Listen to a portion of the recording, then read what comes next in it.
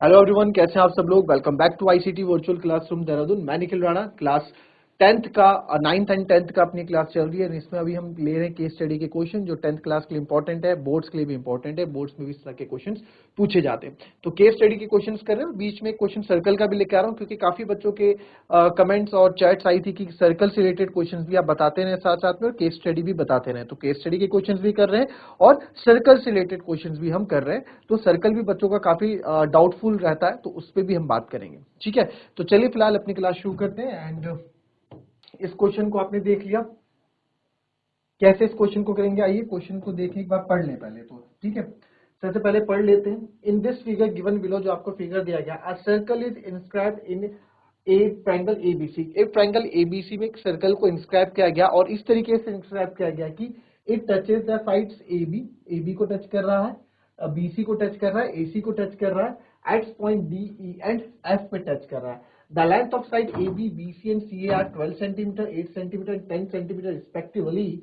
यानी कि क्रमानुसार।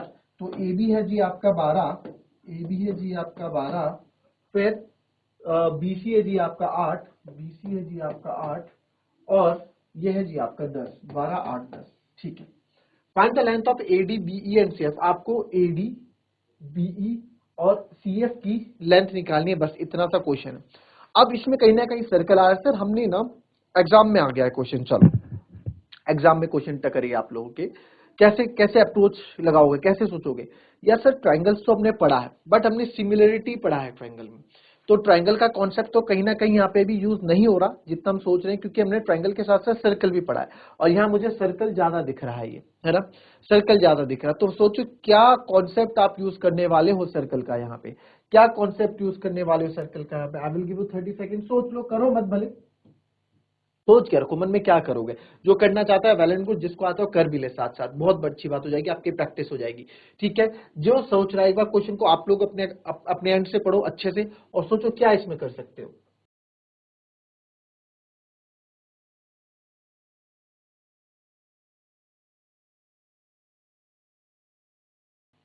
चलिए पढ़ लिया, चलिए पढ़ लिया, आइए देखते हैं क्वेश्चन को समझते हैं। अच्छा, अगर यार आप देखो ये हमारा सर्कल है ना, तो क्या ये ए डी इसके लिए टेंजेंट है ना भाई, ये टेंजेंट है। और ये ए एफ भी टेंजेंट है कि नहीं है कि नहीं है। देखो भाई, tangent from external point of a circle are equal, पता है ये चीज आपको। Tangent from external point of a circle are equal, ये चीज तो हम सबको पता है जी। ठीक है, तो अगर आप ध्यान से देखो पूरी ए बी भी देखो, सबसे पहले तो लिखो ना, लेंथ आप लिख देना ए बी, बी सी और सी ए आर टेंजेंट्स। ये क्या है सर, टेंजेंट्स है। हमने बता दिया कि ए बी, बी सी और सी ए पूरी टेंजेंट्स हैं। ठीक है, फिर यहां पे मैं बोल देता हूं A D is equals to A F. Reason, tangents तो आप अब सबके साथ तो नहीं लिख सकते, आप तो लिख दो, एक ही बार लिख दो, because the length of tangents from an external point of a circle are equal। तो लिखने का तरीका क्या होगा कि सर क्योंकि tangents from length of tangents from an external point of a circle are equal होते हैं, तो देयरफॉर हम बोल सकते हैं sir AD is equals to AF। AD AF के बराबर होगा, ठीक है। वैसे ही सर ये BD आपका देखोगे ये BE के बराबर होगा, DB बोलो चाहे BD बोलो जी सर, BD BE के बराबर होगा, BD BE के बराबर होगा। और वैसे ही सर ये CF जो है, ये CF जो है CE के बराबर होगा, CF जो है CE के बराबर होगा, या CE जो है CF के बराबर होगा, कुछ भी आप बोल सकते हैं। तो CF CE के बराबर होगा, मानते हैं इसको। ठीक है, अब क्योंकि AD और AF हमारा इक्वल है, तो इसको मैं लेट कर देता हूं कि इसको हम लेट कर लेते हैं x। तो AD इक्वल्स टू AF होगा, इसको हम मान लेते हैं x। इन दोनों इक्वल है, इनको हम y से डिनोट कर लेंगे, इनको हम z से डिनोट कर लेंगे।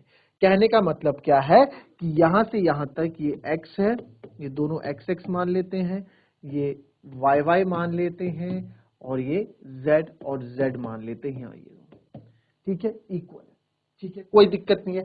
हमको AD BE और CF निकालना है सर, है ना, AD BE CF निकालना है। तो क्वेश्चन से आप यहाँ पे क्या करोगे, आपको गिवन और क्या क्या था वो आपने लिखा, AB आपको क्या था 12, जो हमें यहाँ से चीजें उठानी है, AB कितना है सर 12 है, BC कितना है 8 सेंटीमीटर है सर, 8 सेंटीमीटर, और आपका यहाँ पे AC कितना है 10 सेंटीमीटर, ठीक है सर, ये हो गया। अच्छा, अब मुझे एक बात बताओ कि AD, अब इस तरीके से यहाँ क्वेश्चन सॉल्व करने, देखो बहुत इजी तरीके से हम यहाँ क्वेश्चन सॉल्व करने वाले हैं। AD AB जो है, जो आपका AB है, AD plus DB, AD plus DB क्या बन रहा है सर, AD प्लस DB मिलके AB बन रहा है। तो AD है मेरा X प्लस DB है मेरा BD है Y, तो X प्लस Y मेरा 12 बन रहा है, ये बन गई इक्वेशन नंबर 1। सिमिलरली, बस अब आपने एक बात बता दिया तो बार बार बताने की जरूरत नहीं है, तो लिखोगे सिमिलरली X प्लस Y 12 है, तो Y प्लस Z मेरा, सिमिलरली Y प्लस Z मेरा कितना है सर 8 है, और x प्लस z हमारा 10 है, ठीक है, x प्लस z 10 है और y प्लस z 10 है। अगर आपको ऐसे नहीं करना तो आप ब्रेक करके कर लो, जैसे यहाँ क्या है AD प्लस DB मिलके 12 यानी कि AB बना रहा है, वैसे ही BE प्लस CE पूरा BE है, तो BE प्लस CE मतलब BEY हो गया, CEZ हो गया, तो Y प्लस Z 8 हो गया।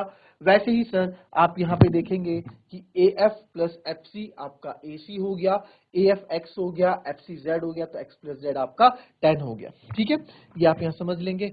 तो यहाँ फर्स्ट, सेकेंड और थर्ड इक्वेशन आ गई। अब सर आपको ये तीन चीजें निकालनी है, तीन अननोन वेरिएबल्स है मेरे पास, तो तीन अननोन वेरिएबल्स के लिए मेरे को तीन इक्वेशन चाहिए होगी जो हम सीखते हैं। तो आइए या तो इसको सब्स्टिट्यूशन से करते हैं या इसको एलिमिनेशन से करते हैं। एक्स वाई, कोई एक्स वाई वाला है नहीं है यार, वाई जेड, कोई वाई जेड एक साथ है नहीं, केवल जेड है, जेड से जेड अगर कैंसिल करूंगा तो एक्स प्लस वाई बचेगा। तो कैसे करेंगे इस क्वेश्चन को, देखो इन क्वेश्चन को करने के लिए बहुत से तरीके हैं इस क्वेश्चन को करने के लिए, ठीक है। अगर मैं ये बोलूं यहां से, देखो आपको एक चीज देखो, अगर इन तीनों को मैं प्लस करूं, A B plus B C plus C D, देखो मेथड नंबर 1 देखो यहाँ पे, अगर आप किस तरीके से करेंगे, देखो अगर A B plus B C plus C D, तीनों साइड्स को B C plus C A, sorry तीनों A B plus B C plus C A plus करूं तो कितना हो रहा, 12 8 20, 12 प्लस 8 प्लस 10, ए बी कितना है मेरा, ए बी है sir X plus Y, B C है मेरा वाई प्लस जेड, और सी ए है मेरा एक्स प्लस जेड, और 12 10 20, 12 8 20 10 30। तो आप देखो x दो बार है, y भी दो बार है, और z भी दो बार है, इक्वल्स टू 30। तो 2 आप कॉमन ले लो, अंदर बचेगा x plus Y plus Z equals to 30। 2 उधर जाके कैंसिल हो जाएगा, है ना, मतलब मल्टीप्लाई डिवाइड में जाएगा, तो यहीं से काट देता हूँ 15। तो यानी कि सर हमारा जो यहाँ पे x plus Y plus Z equals to क्या आ गया 15 आ गया, x plus Y plus Z हमारा क्या आ गया 15 आ गया। तो ये क्या कर देते हैं, इक्वेशन नंबर 4 आप मान लो, इक्वेशन नंबर 4 मान लो, x plus Y plus Z मेरा कितना आ गया 15 आ गया, ठीक है।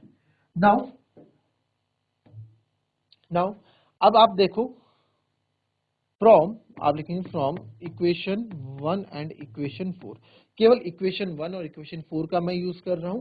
x प्लस वाई की बराबर क्या है 12, तो x प्लस वाई की जगह मैं क्या रख दूंगा, यहाँ पे 12 रख दूंगा, कोई दिक्कत किसी को, तो सर x प्लस वाई की जगह पे क्या रख दो आप, from first 12 plus z equals to 15, तो z इक्वल्स टू आ गया 15 माइनस 12, यानी कि z इक्वल्स टू कितना आ गया 3। सर z इक्वल्स टू मेरा 3 आ गया, तो z यहाँ पे रख लो, अब z इक्वल्स टू 3 आ गया तो z यहाँ पे भी रख लो, यहाँ पे भी रख लो, तो यहाँ से y भी आ जाएगा और x भी आ जाएगा। तो अब आप z इक्वल्स टू 3 कहीं भी रख लो, from put z equals to 3 second and third, ऐसे लिखोगे, put z equals to 3 in equation number 2 and equation number 3, दोनों में आप रखो। तो एक जगह है y प्लस z, एक जगह है x प्लस z, एक जगह है y plus z equals to 8, एक जगह है x plus z equals to और एक जगह है आपका x plus Z equals to 10, ठीक है। तो y प्लस जेड है सर हमारा 3 इक्वल्स टू 8, तो y आ जाएगा 8 में से 3 गया 5। x प्लस जेड, तो सर x प्लस जेड है मेरा 10, तो x प्लस जेड 10 था, तो z की जगह क्या है 3 ना, x प्लस 3 इक्वल्स टू 10, तो x बराबर कितना आ गया 7। तो x 7 आ गया, y 5 आ गया। x 7 है तो y 5 है, 7 5 12, y 5 है तो z 3 है, 5 और 3 8। तो यानी कि सर हमने अपना आंसर क्रॉस चेक भी कर लिया, हमारा आंसर बिल्कुल सही है, ठीक है।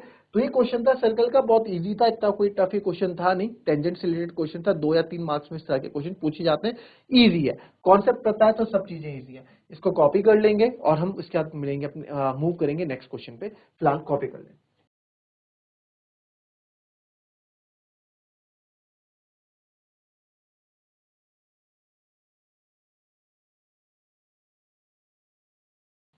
चलिए नए क्वेश्चन में आते हैं। चलिए क्वेश्चन भी अच्छा है, ये भी आपका क्या है एक तरह का केस स्टडी का क्वेश्चन है, ठीक है, देखेंगे, दिख रहा है, okay. Amrita stood near the base of a lighthouse gazing up at its towering height, ठीक है। अमृता जो है लाइट हाउस के कॉर्नर में खड़ी है, stood near the base of the lighthouse, ठीक है, लाइट हाउस के बेस में खड़ी है। She measured the angle of elevation to the top and found it to be 60 degree, found it to be 60, थोड़ा आपका वही 60 डिग्री होगा, ठीक है, 60 डिग्री, यानी कि वो आपने देखा ये टावर है, तो टावर के कोने में जब यहाँ बैठी खड़ी हुई तो उसने देखा कि इसकी जो एंगल की जो हाइट ऑफ एलिवेशन है, ठीक है, she measure the angle of elevation to the top of and found to be 60 degree, तो इसने देखा ये क्या है, फाउंड टू बी 60 डिग्री है, ठीक है सर। यहां से आपने देखा ये found to be 60 degree. Figure को फिर से रिक्रिएट कर देते हैं। आपको पता है ना ट्रिग्नोमेट्री हम क्यों पढ़ते हैं, ट्रिग्नोमेट्री बड़ी, ट्रिग्नोमेट्री यहाँ बड़े बड़ी जो बिल्डिंग्स होती है उनकी लेंथ, उनकी हाइट, उनकी विड्थ, सब कुछ नापने के काम आती है, ठीक है, इसलिए हम ट्रिग्नोमेट्री को ज्यादा महत्व भी देते हैं। तो ट्रिग्नोमेट्री आगे भी आपके लिए बहुत इंपॉर्टेंट रहती है, ठीक है। तो ये आपका कितना हो गया 60 डिग्री, ठीक है, okay. Then she climbed a nearby observation deck 42 meters higher than her original position, यानी कि वो यहां से ना फिर ऊपर चढ़ी, फिर उसने यहां से टॉप को देखना चाहा, उस डेक के ऊपर चढ़ी, यहां से उसने देखना चाहा, तो यहां से उसको जो 40 मीटर ऊपर चढ़ी, देन हर ओरिजिनल पोजीशन, अपनी ओरिजिनल पोजीशन से, ओरिजिनल वो यहां खड़ी थी, तो यहां से वो वापस यहां पे चढ़ी 40 मीटर और चढ़ी, कितना 40 मीटर और ऊपर चढ़ी। और देखो ये फिगर तो यहाँ बन बना आएगा, बट हमेशा बन बनाया फिगर नहीं आएगा ना, आपको बनाना भी आना चाहिए, ठीक है। आई टेक ओरिजिनल पोजीशन से 40 मीटर ऊपर चढ़ी and notice the angle of elevation the top of light house भी 45 डिग्री, यहां से जो उन्होंने देखा तो यहां से जो एंगल ऑफ एलिवेशन था वो कितना है 45 डिग्री आया। तो ये अबव इंफॉर्मेशन के बेस पे आपको कुछ क्वेश्चनों के आंसर देने हैं, और उसमें है if CD is h meter, CD जो है आपका h मीटर इन्होंने दे रखा है, find the distance BD in terms of h, यानी कि आपको डिस्टेंस ऑफ BD बतानी है इन terms of h, distance of BD बतानी है इन टर्म्स ऑफ h, ठीक है। तो डिस्टेंस ऑफ BD की डिस्टेंस बतानी है मुझे किसके टर्म्स में, h के टर्म्स में बतानी है। अच्छा आपको पता होगा पंडित बद्री प्रसाद हर बोले, ठीक है, 16 चांदी तोले, तो परपेंडिकुलर अपॉन बेस होता है सर। तो परपेंडिकुलर अगर मैं देखूं मुझे केवल BD चाहिए ना, BD चाहिए, तो मैं BD कौन से ट्रायंगल में आ रहा है सर BD, अगर आप ध्यान से देखें सर BD कौन से ट्रायंगल में आ रहा है, तो BD मैं कहूंगा सर इस ट्रायंगल में आ रहा है, क्योंकि यहाँ ट्रिग्नोमेट्री लगनी है, क्योंकि यहाँ ट्रिग्नोमेट्री लगनी है, तो सर BD तो यही दिख रहा है अपने को, इसमें BD तो अपने को यही दिख रहा है ऊपर वाले ट्रायंगल में। तो चलिए शुरू करते हैं, गिवन आप लोग लिख लीजिएगा, ठीक है, आपको आता है इतना लिखना कि ये 60 डिग्री है, CD आपकी हाइट है, CB लाइक CEB था, CE क्या है टावर है, CE क्या है, CE लिख देना, CE क्या है हाइट ऑफ टावर है, आपकी हाइट ऑफ टावर है, ठीक है, CE आपका हाइट ऑफ टावर है। चलिए तो फटाफट हमें BD निकालना है, तो सबसे पहले हम निकालते हैं, केस स्टडी का क्वेश्चन है, इन ट्रायंगल BCD ट्रायंगल में हम देख रहे हैं, तो आप देख पा रहे हो कि 90 डिग्री है, क्योंकि हाइट है तो 90 डिग्री रही होगी, tan 45 tan theta perpendicular upon base होता है, तो this is perpendicular, CD is perpendicular and base कितना हो जाएगा आपका BD। तो tan 45 1 होता है CD अपॉन, और CD कितना है हमारा, CD इन्होंने H दे रखा है, ये H हो गया, तो BD भी कितना हो गया बच्चों, H हो गया। तो BD कितना हो गया, H। हमें उसने बोला है कि distance if CD is H meter, find the distance of BD in terms of H। H के टर्म्स में बताओ, तो H के टर्म्स यानी कि जो आंसर होगा H के टर्म्स में होगा, तो BD भी कितना हो जाएगा, H मीटर्स हो जाएगा। ठीक है, BD भी कितना हो गया, H मीटर्स। ये आपका पहले पार्ट का आंसर आ गया। ठीक है, पहले पार्ट का आंसर आपका आ गया BD equals to H meters. कोई दिक्कत किसी को, इजी था। ठीक है, find the distance BC in terms of H। अब डिस्टेंस ऑफ BC बतानी है आपको इन टर्म्स ऑफ H। ठीक है, डिस्टेंस ऑफ BC बतानी, कोई दिक्कत नहीं, कोई दिक्कत नहीं, इजी है भैया, बहुत इजी है। पहले यहां नंबरिंग कर दूं मैं, ये C है जी, ये D है, ये E है, ये A है, ये B है, ये H। सॉरी। अब आपको CD, अब आपको बताना है डिस्टेंस ऑफ BC। BC कहाँ है, BC अगेन नहीं आ रहा है सर, BC अगेन इस ट्रायंगल में आ रहा है। मेरे पास ये भी है, मेरे पास ये भी है, तो ये तो आ ही जाएगा, कोई दिक्कत नहीं है। चलिए, तो अब आपको क्या, अब आपको यहाँ पे क्या निकालना है, हाइपोटेनस निकालना है।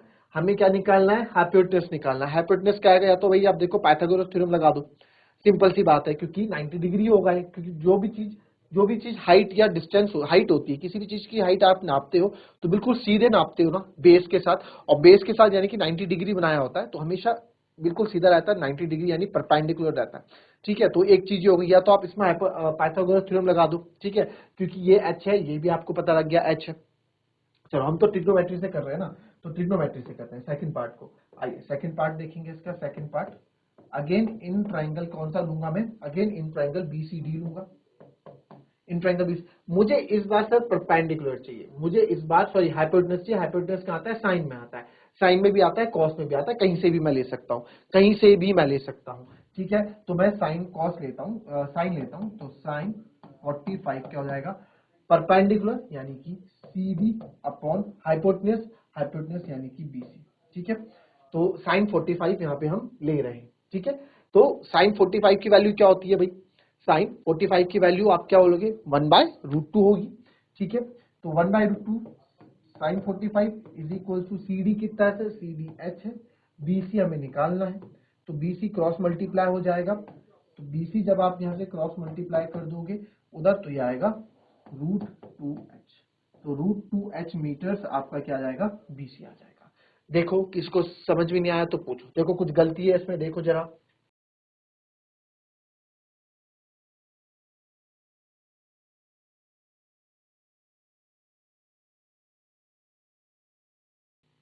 चलिए, किसी को और कुछ क्लियर है, चलिए आते हैं नेक्स्ट पार्ट पे। Find the height CE of the light house, use √3 की वैल्यू आपको 1.73 यूज करनी।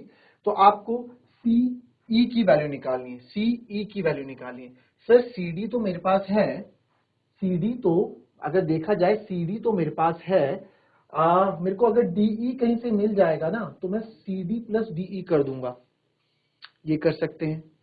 दूसरा एक चीज है, अगर ये यहां से यहां तक 40 है, अगर ये यहां से यहां तक 40 है, तो सर क्या ये यहां से यहां तक 40 नहीं होगा।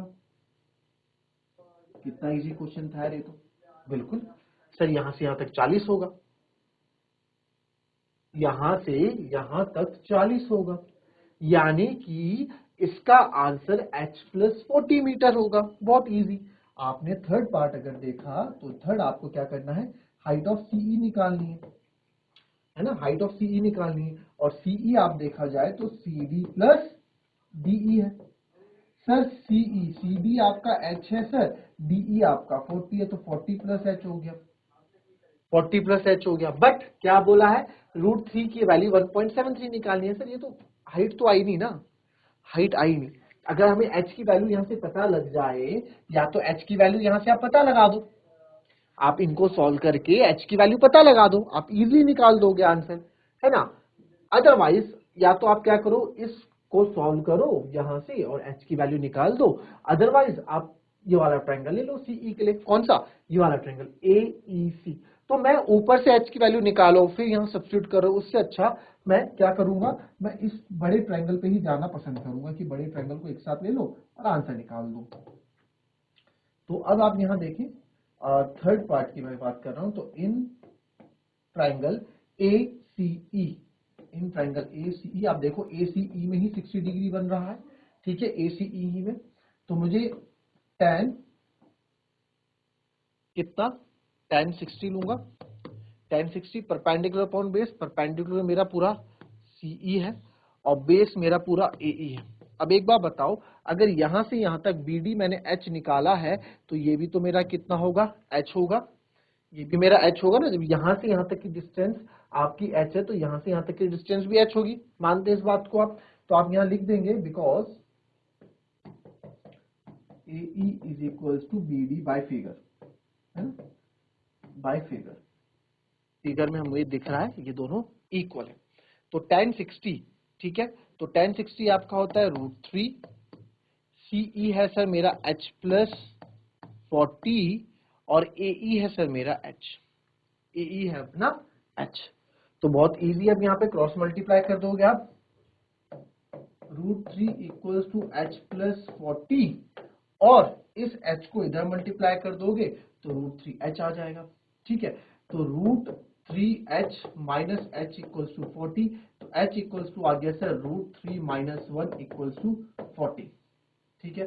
तो मैं अभी यहाँ पे या तो आप 1.73 की वैल्यू अभी यहाँ पे सब्स्टिट्यूट कर दो या रैशनलाइज करके कर दो, जैसा आपको सही लग रहा है। तो एच इसकी वैल्यू मेरे को 1.73 माइनस 1 दे रखी है इक्वल्स टू 40, तो 1.73 में से करूंगा तो 0.73 एच आएगा इक्वल्स टू 40। तो एच बराबर हो जाएगा सर 40 और ये मल्टीप्लाई में जाके डिवाइड हो जाएगा, 0.73 पॉइंट हटेगा इधर, 200 आपके आ जाएंगे। तो H बराबर मेरा आ गया 4000 अपॉन 73। तो आप यहां से 73 से 4000 को, तो 73 2 जा 7 4 जा 28, 7 5 जा 35, 7 6 जा 42 बड़ा हो जाता है, तो 5 3 15, 7 5 जा 35 और 36, तो 5 टाइम्स होगा तो जाएगा 365, 10 में से 5 गए 5, 9 में से 6 गया 9 में से 6 गया 3, ठीक है, और 3 में 3 गया 0, फिर 3 5 फिर आ जाएगा यहाँ पे 0।